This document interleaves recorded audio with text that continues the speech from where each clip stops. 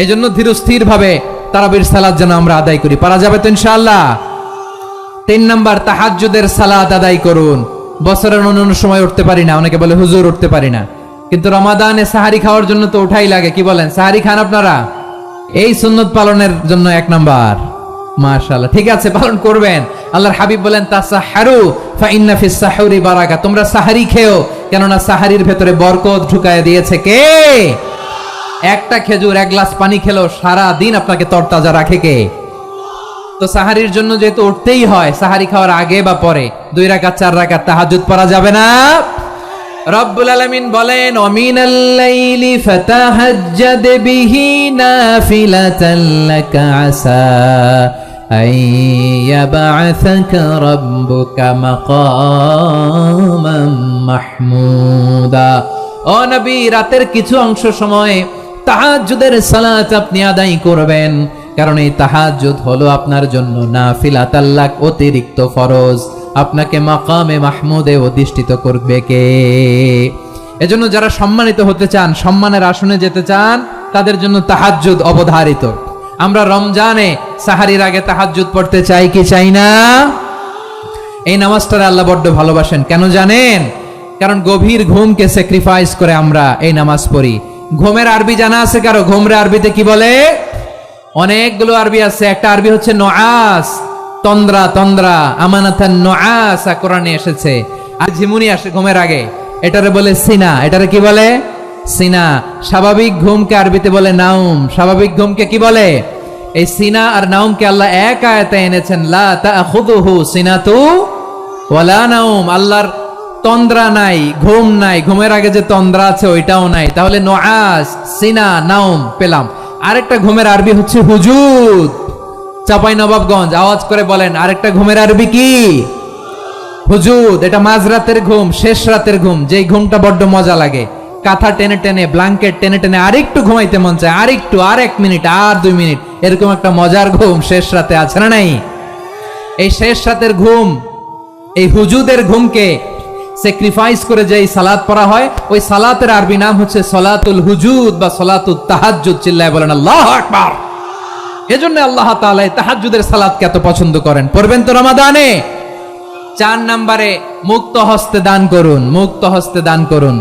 ওয়ামা আতাইতুম মিন যাকাতিন তুরিদুনা ওয়াজহাল্লাহি ফাউলাইকা হুমুল মুদঈফুন। তোমরা মনে করো না যাকাত দিলে তোমাদের সম্পদ কমে যায়, এটা ভেবো না। বরং তোমরা আল্লাহর খুশির জন্য যে যাকাত দাও, তারপরে তোমার যে সম্পদ থাকে ওই সম্পদের মধ্যে প্রবৃদ্ধি দান করে কে? আপনি মনে করছেন দিলে কমে? চাঁপাইনবাবগঞ্জের ভাইয়ের আওয়াজ করে বলেন, দান করলে কি সম্পদ কমে নাকি বাড়ে? আওয়াজ করে বলেন, কমে না বাড়ে? বাড়ে। যেটা দান করেন, কামাসালি হাব্বা আম্বাতাত সাবআ সানাবিলা ফি কুল্লি সুম্বুলাতিন মিয়াতি হাব্বা।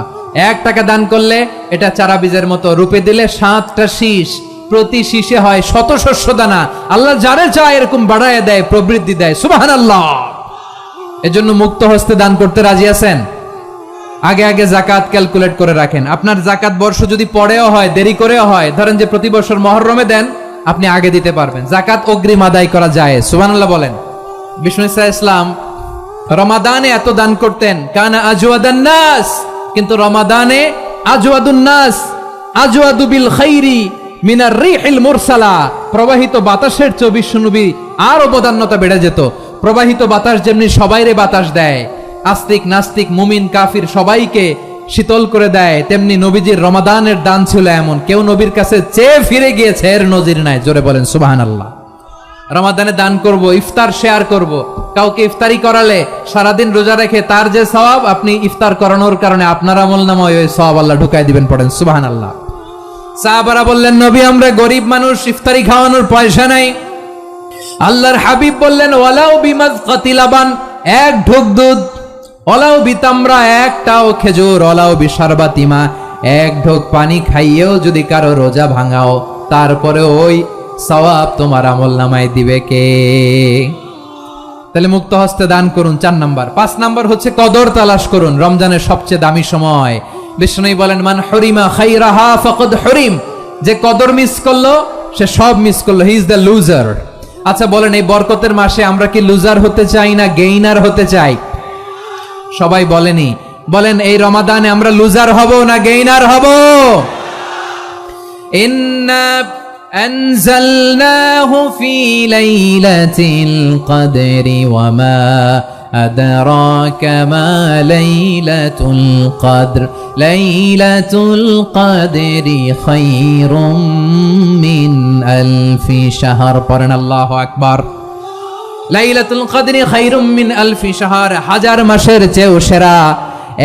1000 মাসে হয় 83 বছর 4 মাস। 83 বছর 4 মাস টানা ইবাদত করলে যেই সওয়াব, কদরের রাতে ইবাদত করলে অতটুকু সওয়াব আপনি পাবেন, আল্লাহ সেটা বলে নাই। আল্লাহ বলে তার চাইতে বেশি সওয়াব দিয়ে আপনার আমলনামা ভরে দিবে কে? কদর যেন মিস না হয়। 21, 23, 25, 27, 29 নাকি খালি 27? আপনারা কি খালি 27? হ্যাঁ না, ফালতামিসু ফিল আশরিল আওয়াখিরি ফিল মিনাল ভিতরি, রমজানের শেষ দশকের বেজর রাতগুলোকে কদর হিসেবে তালাশ করো। আল্লাহর হাবিব সাল্লাল্লাহু আলাইহি ওয়াসাল্লাম শেষ 10 দিন টানা ইবাদত করতেন, টানা ইবাদত। ইদা জাআল আশরু আহিয়াল লাইলা আইকাযা আহলা ওয়া জাদ্দা ওয়া শাদ্দাল মিজার, সারা রাত জেগে ইবাদতের নজির নবীজির নাই, শুধু রমজানের শেষ দশক ছাড়া। সুবহানাল্লাহ বলেন। নিজেও ঘুমাতেন না, ফাতেমা রাদিয়াল্লাহু তাআলা আনহু, আলী রাদিয়াল্লাহু তাআলা আনহু কাউকে ঘুমাতে দিতেন না, সবাইকে জাগিয়ে তুলতেন। আমরা সারা রাত জেগে ইবাদত করব, রাজি আছেন তো? কদর যেন আমাদের মিস না হয়। আজকে থেকেই ক্যালেন্ডারে মার্ক করে রাখেন, সব কাজ পেছনে ফেলে, সব ব্যস্ততাকে পেছনে ফেলে ইবাদতের জন্য আমরা প্রস্তুত থাকবো কদরের রাতে। কোনোভাবে কদর যেন আমাদের মিস না হয়, ইনশাআল্লাহ বলেন তো সবাই। 6 নম্বরে পারলে ইতিকাফ করবেন। আল্লাহর হাবিব সাল্লাল্লাহু আলাইহি ওয়াসাল্লাম প্রতি বছর 10 দিন ইতিকাফ করতেন। যে বছর ইন্তেকাল করবেন সে বছর 20 দিন ইতিকাফ করেছেন। আপনি বলবেন হুজুর ইতিকাফ না করলে সমস্যা কি? আমার নবী একটা ইবাদত সারা জীবনেও ছাড়ে নাই, আর আপনি জীবনে একবারও করেন নাই। এবার হিসাব আপনার কাছে, হিসাব আপনার কাছে। না পারলে অন্তত রাত্রি বেলাগুলো মসজিদে কাটাবেন, পারবেন তো ইনশাআল্লাহ? সব শেষে শিশু এবং নারীদের ব্যাপারে বিশেষ খেয়াল রাখবেন। শিশুদের রমাদানের ব্যাপারে উৎসাহ দেন, তাদের প্রস্তুতি নেওয়ান, তাদেরকে রোজা রাখতে দিবেন। আমার ভাইয়েরা এবং বোনেরা, পর্দার আড়ালে মায়েদেরকে বলবো, চাপাই নবাবগঞ্জের মায়েরা, 1 দিন 2 দিন না খেয়ে থাকলে আপনার ছেলে মেয়ে মারা যাবে না, ঠিক কিনা বলেন? ওদেরকে উৎসাহিত করেন, ওদের ছোট্ট যারা রাখতে দেন। আমার দাদি বলতো সকাল থেকে না খেয়ে দুপুর 12টা পর্যন্ত রাখলে নাকি অর্ধেক হয়, এরপরের দিন অর্ধেক, 2 অর্ধেক মিলে 1 রোজা। এটা তো আসলে রোজা হয় না, কিন্তু তাকে উৎসাহ দেয়া। ইফতার প্রোগ্রামগুলোতে নিবেন আমাদের বাচ্চাদেরকে, দেখবেন যে ওর ক্ষুধা লাগতেছে, খায় না, কারণ কেউ খায় না। একজন আজান দিচ্ছে, সবাই খেজুর নিয়ে ইফতার করতেছে। এই দৃশ্য, এই ট্র্যাডিশন, এই ইবাদত, এই তারবিয়া ওর আগামীর জীবনটাকে সুন্দর করবে। চিল্লায় বলেন ঠিক কি না? এভাবে আগামীর প্রজন্মকে আমাদের গড়তে হবে। শিশুদের রোজার ব্যাপারে প্রস্তুতি নিন, উৎসাহ দিন। আর নারীদেরকে কষ্ট দিবেন না। সারা দিন পেঁয়াজু, আলুর চপ, বেগুনি, পাকোড়া, ছোলা, মুড়ি, শরবত, রুয়াবজা আছে না নাই? বানাতে বানাতে আমাদের বোনেরা কাহিল হয়ে যায়, আর তারাবি পড়তে পারে না, ইবাদত করতে পারে না। আমরা যেন আমাদের বোনদের প্রতি ইহসান করি, পারবেন তো সবাই? এই 7টি করণীয়, 7টি বর্জনীয়র 1 নাম্বার, বিলম্বে ইফতার করবেন না কখনো। 1 নাম্বার, দেরি করে ইফতার করা নিষিদ্ধ। ইহুদিরা দেরি করে ইফতার করে। লা ইয়াজালুন নাসু আলা খাইরিন মা আজ্জালুল ফিতরা।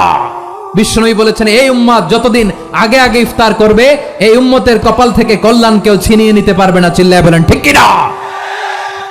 আজানের জন্য বসে থাকবেন না, সময় দেখবেন। স্থানীয় সময় যখন সূর্যাস্ত হওয়া মাত্রই বিসমিল্লাহ, খেজুর খেয়ে ফেলবো, পারবেন তো? নাকি দেরি করবেন? 2 নাম্বার, রমাদানের পবিত্রতা বজায় রাখবো। কোনো তর্ক বিতর্ক অশ্লীলতায় আমরা জড়াবো না, ঝগড়া করবো না, সরাসরিও না, ফেসবুকেও না। করবেন কেউ গালি দিলে বলবেন ইন্নিমরুন সায়েম, আমি রোজাদার। আল্লাহর হাবিব শিখিয়েছেন, কেউ যদি তোমার গালি দেয়, কটু কথা বলে, অশ্লীল কথা বলে, রমজানে তুমিও বলতে পারবে না। তুমি বলতে পারবা ইন্নিমরুন সায়েম, আমি রোজাদার। আজকে থেকে নিয়ত করেন, রমজানে কেউ গালি দিলে আপনি একটা গালি দিবেন নাকি? কি বলবেন? রোজাদার, রমজানের পবিত্রতা আমি ভঙ্গ করতে পারবো না। অশ্লীল নাটক, সিনেমা আমরা দেখবো না। ব্যাড হ্যাবিট থাকলে রমাদানে এটা ছাড়ার মহা সুযোগ। স্মোকিং এর অভ্যাস আছে অনেকের, ঠিক কিনা? চাপাই নবাবগঞ্জে আপনারা স্মোকিং করেন? হ্যাঁ, না না আমরা করি না, বলেন করি না। করবেন না কেউ? যদি কারো থাকে, কে করে হাত তোলালাম না আমি। এই রমাদানে এই স্মোকিং হ্যাবিট থেকে আমরা বেরিয়ে আসবো, ঠিক কিনা বলেন? 3 নাম্বার, আমরা মিথ্যা বলবো না। বিশ্বনবী বলেন, মানলাম ইয়াদা কাওলা যুরি ওয়াল আমালা বিহি ফালাইসা লিল্লাহি হাজাতুন ফি আইয়াদা আতআমাহু ওয়া শারাবা। যে রমজানে মিথ্যা কথা, মিথ্যা কাজ, মিথ্যা সাক্ষী ছাড়তে পারে নাই, তার না খেয়ে থাকা, উপবাস থাকা দিয়ে আল্লাহর কিছু যায় আসে না। এজন্য মিথ্যার সাথে আমাদের কোনো সম্পর্ক আছে? মিথ্যা বলবো না। 4 নাম্বার, অপচয় করব না। ইন্নাল মুবাযযিরিনা কানু ইখওয়ানাশ শায়াতিন ওয়া কানা শাইতানু লিরাব্বিহি কাফুরা। অপচয়কারী শয়তানের ভাই। আচ্ছা, যে শয়তানের ভাই ও নিজেও আরেকটা কি? শয়তান। যে শয়তানের ভাই ও নিজেও আরেকটা কি? অপচয় করব না। ইফতারি করতে যে আমরা অনেকে অপচয় করি, এগুলো করবেন আপনারা? না, অপচয় করব না। 5 নম্বরে, রিয়া, লোক দেখানো ইবাদত আমরা করব না। লোক দেখানোর জন্য নামাজ, রোজা, জিকির, তেলাওয়াত, দান সদকা এগুলো করলে আল্লাহর দরবারে এগুলো কবুল হবে? বিশ্বনবী বলেন, দাজ্জালের ফিতনার চেয়ে একটা বড় ফিতনার ভয় আমি করি, সেটা কি? আর রিয়া, শো অফ মেন্টালিটি, লোক দেখানো মানসিকতা। এটা থেকে আমরা বিরত থাকবো ইনশাআল্লাহ। 6 নাম্বার, অনেক গুরুত্বপূর্ণ। ব্যবসায়ী ভাইয়েরা, ব্যবসা করেন কারা কারা? হাত তুলে দেখান তো আমারে। মাশাআল্লাহ, হাত নামান। ব্যবসায়ী ভাইয়েরা, অনেক অসাধু ব্যবসায়ী আছে, রমজান আসলে নিত্য প্রয়োজনীয় পণ্যের মূল্য বৃদ্ধি করে দেয়। এরকম আছে না নাই? এগুলো করবেন না। মজুদদারি করবেন না। পণ্যের কৃত্রিম সংকট বাজারে করবেন না। আপনি লাখ টাকা কামায়া ভাবছেন যে রোজাদারদের কষ্ট দিয়ে ধনী হবেন, এমন রোগ আল্লাহ আপনারে দিবে, কোটি টাকা দিয়েও আপনি হাসপাতালের বিল পরিশোধ করার ক্ষমতা আপনার হবে না।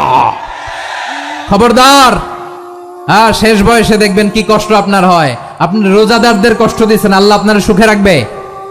আল্লাহর দোহাই লাগে, আমার ব্যবসায়ী ভাইয়েরা এটা করবেন না। আরব বিশ্বে আমরা দেখেছি, আরব বিশ্বের ব্যবসায়ীরা সারা বছরে ব্যবসা করে, রমজানে ভর্তুকি দেয়। আর আমার দেশের কিছু অসাধু ব্যবসায়ী রমজানে গলাকাটা ব্যবসা করে আর সারা বছর সেইটার উপর দিয়ে চলে। চিল্লায় বলেন ঠিক কিনা? করবেন না, এটা করবেন না। নিত্য প্রয়োজনীয় পণ্যের মূল্য বৃদ্ধি করা হারাম, পণ্যের কৃত্রিম সংকট তৈরি করা হারাম, মজুদদারি করা হারাম, রোজাদারদেরকে কষ্ট দেয়া হারাম, এটা করবেন না। 7 নম্বরে সর্বশেষ কথা, অধীনস্থ যারা আছে তাদের কাজের চাপ আপনারা কমিয়ে দিবেন। কাজের লোক, ফ্যাক্টরির ওয়ার্কার, স্টাফ, তাদের প্রতি যদি রহম করেন, আপনার উপর রহম করবে কে?